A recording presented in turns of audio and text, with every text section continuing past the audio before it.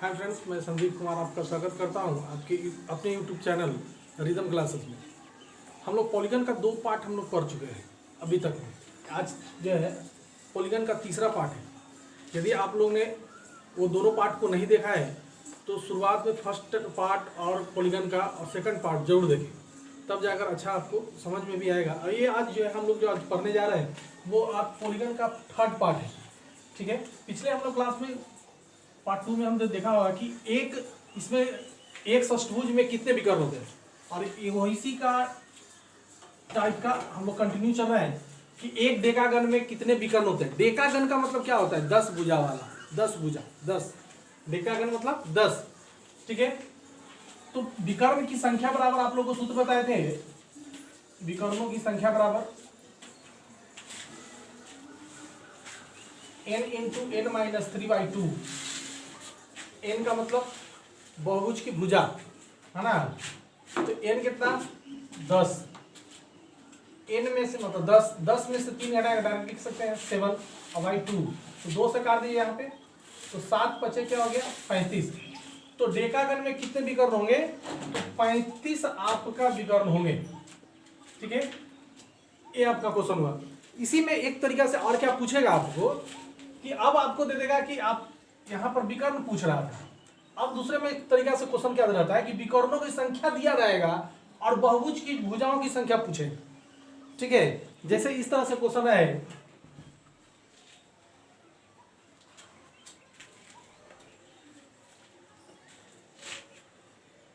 किसी बहुभुज की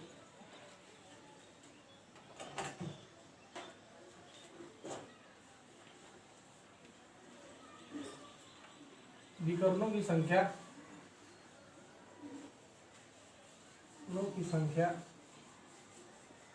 27 है, तो उसके भुजा की संख्या कितनी है? तो उसके भुजाओं की संख्या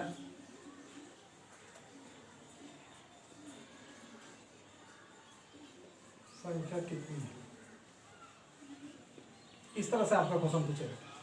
इससे पहले वाला में हम लोग देखे होंगे क्या कि भुजा की संख्या दिया हुआ था और विकर्ण की संख्या पूछ रहा था। इसमें अब क्या कर रहा है कि आपको विकर्ण की संख्या दिया हुआ है, भुजा की संख्या ज्ञात करना है, तो बस बनाना उसी सूत्र है। विकर्णों की संख्या बराबर n इंटू n माइनस 3/2। ठीक है, तो विकर्णों की संख्या कितना 27। यहाँ से तो हमको n नहीं मालूम, भुजा की संख्या हमको नहीं पता है, तो यहाँ से इसको गुना कर लीजिए, n² माइनस 3n बटा 2। अब यहाँ से क्रॉस मल्टीप्लिकेशन कर दीजिए, आरी तिरछी गुना, तो आरी तिरछा करेंगे तो n² माइनस 3n अब बराबर क्या 27 दूनी 54, तो बराबर की उस तरफ 54, तो इधर ले आएंगे तो क्या हो जाएगा आपका -54 बराबर 0। अब इसको इस तरह से गुणनखंड तोड़ना है कि जोड़ने या घटाने पर क्या आ जाए बीच वाला -3n, लेकिन गुना करने पर हमको क्या आना चाहिए -54n²। ठीक है, तो 9 6 54 और 9 में से 6 घटाएंगे आप, है ना, तो 3 बचेगा। तो इसको क्या तोड़ सकते हैं n² minus 9n plus 6n minus 54 बराबर 0। अब ये देखेंगे 4 पार्ट हो गया, तो ये दोनों पार्ट में देखें क्या कॉमन है, n कॉमन है तो n माइनस 9। यहाँ ये दोनों पार्ट में देखेंगे क्या कॉमन है 6, तो n माइनस 9 बराबर 0। तो n माइनस 9 बराबर 0 या n प्लस 6 बराबर 0, तो n बराबर 9 या n बराबर -6। तो n जो है कि भुजाओं की संख्या होती है, तो भुजाओं की संख्या कभी भी किसी बहुभुज का -6 नहीं आएगा। माइनस का मतलब कि 0 से भी कम, है ना, तो 0 से कम कभी हो सकता है क्या? भुजाओं की संख्या नहीं होगा, तो भुजाओं की संख्या कितनी होगी 9।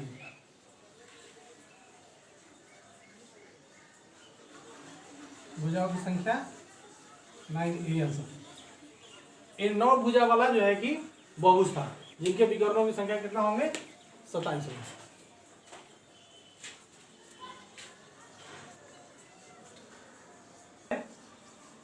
एक समबाहु बहुभुज के सभी अंतःकोणों का योग उसके बाह्य कोण के योग का दुगना है, तो उसकी भुजाओं की संख्या कितनी होगी? यहाँ पर आपको भुजाओं की संख्या पूछ रहा है, यहाँ पर जैसे जैसे आपका क्वेश्चन कहेगा उसी हिसाब से एक जो है कि इक्वेशन बना लेंगे और उसी पर ये करेंगे तो आप लोग का भुजाओं की संख्या आ जाएगी। तो यहाँ पर क्वेश्चन क्या कह रहा है कि बहुभुज के सभी भुजाओं के अंतःकोणों का योग। तो अंतःकोण का योग बराबर क्या, अंतःकोण का योग बराबर क्या होता है, n-2 गुना 180 डिग्री। ठीक है, उनके अंतःकोणों का योग उसके बाह्य कोण का दुगना है। जैसे क्वेश्चन कहेगा उस तरह से पुटअप कर दूंगा, उसके अंतःकोण का योग उसके बाह्य कोण का दुगना है। चलिए अब यहां से देख लीजिए, काट छाट करेंगे तो ये 2 बार में कट जाना है। तो n-2 इक्वल टू 2 दूनी 4, तो n बराबर कितना हो जाएगा, माइनस में इधर प्लस में, तो 4 2 6। तो भुजाओं की संख्या कितना आपका 6 होगा।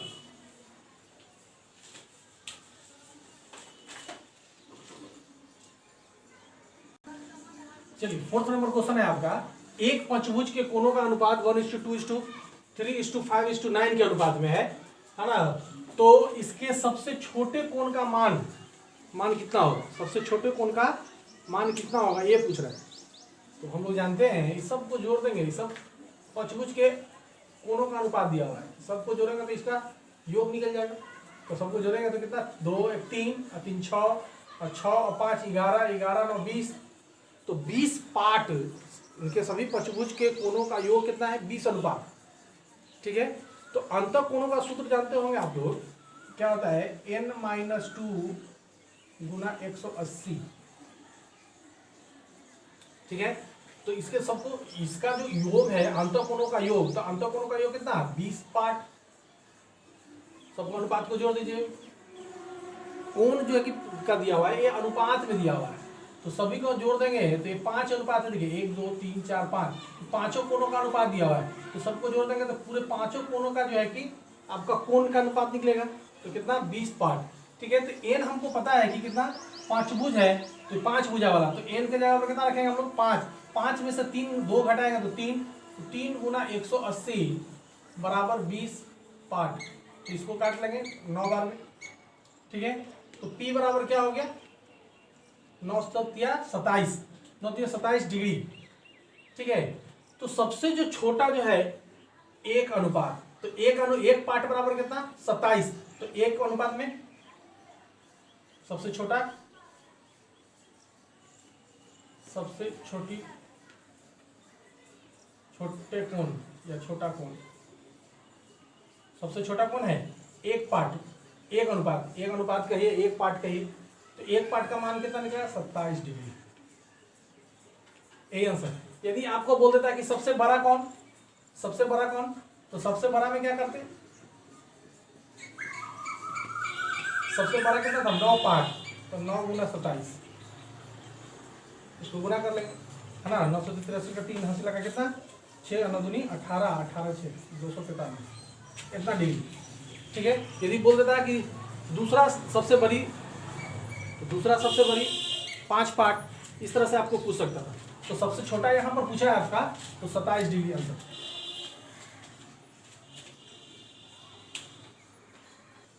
चलिए अब ये देखिए 5वां क्वेश्चन है आपका। ये क्वेश्चन बहुत इंपॉर्टेंट है, बहुत थोड़ा समझने वाला क्वेश्चन है। ये देखिए क्या कह रहा है कि 2 समबाहु बहुभुज के भुजाओं की संख्या का अनुपात 1:2 है। 2 गो आपका बहुभुज है और उनके भुजा अलग अलग है। एक का जो है कि भुजा का अनुपात दिया है 1 और दूसरे का 2। ठीक है, भुजाओं का अनुपात दिया हुआ है।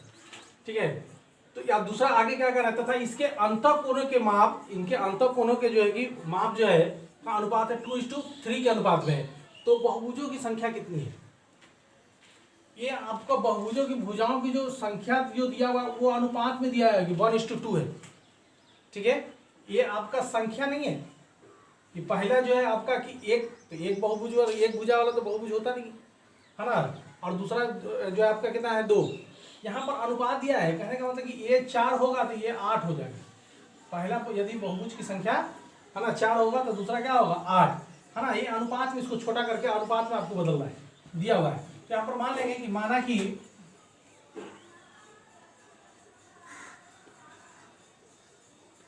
बहुभुजों की संख्या क्रमशः अनुपात को किसी हटाने के लिए किसी भी चर से हम लोग गुना कर लेते हैं। तो पहला x से गुना कर लीजिए तो 1x, और तथा दूसरा जो बहुभुज का भुजाओं की संख्या कितना होगा 2x। ठीक है, अनुपात हमको दिया है क्या, तो यहाँ पर जो है कि अनुपात को जो पहले कहेगा उसको ऊपर और जो बाद में कहेगा उसको नीचे। तो पहले तो क्या, पहला बहुभुज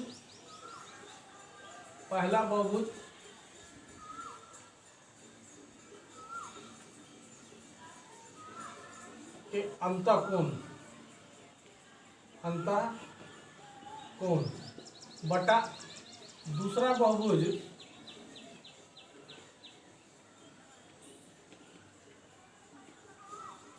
अंतःकोण का अनुपात कितना दिया हुआ है 2:3। 2:3 मतलब 2/3। तो बहुभुज के अंतःकोण बराबर क्या होता है n-2 गुना 180 डिग्री।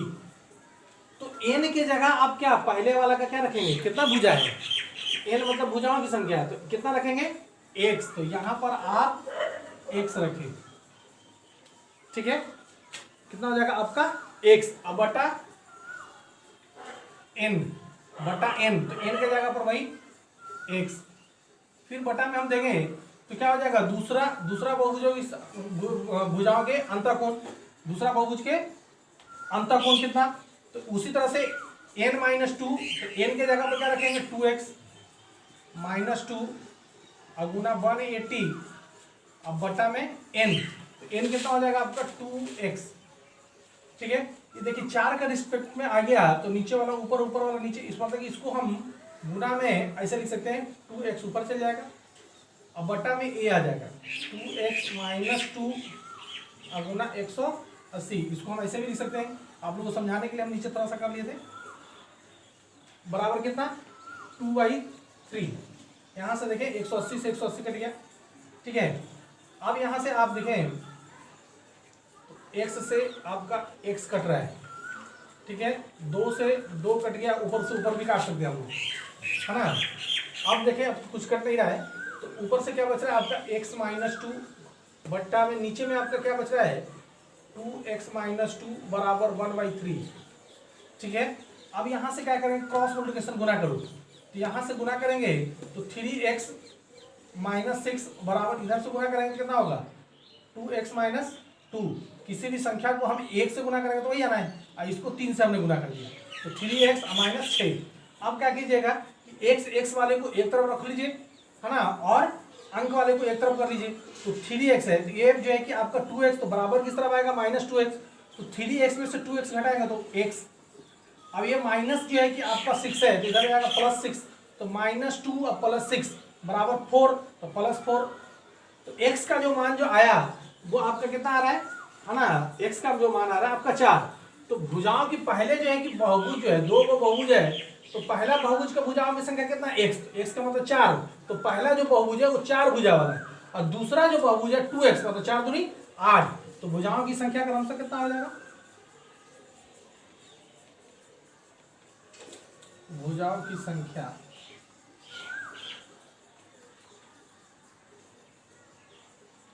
4 और 8, यही आंसर।